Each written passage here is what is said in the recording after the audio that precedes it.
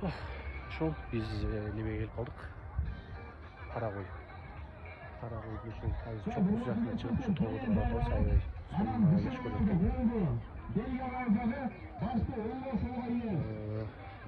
экен. Сонун таза аба, бийик тоолуу аймак, жаратылыш жайлуу.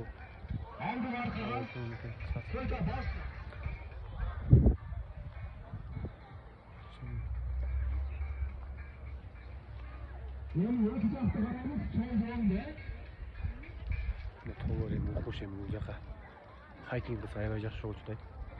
Тоолордун башыначы. Бул жака бир күндүк баандай турларда хайкингдерди уюштурса аябай сонун болчу да. Кыскасы. Сол.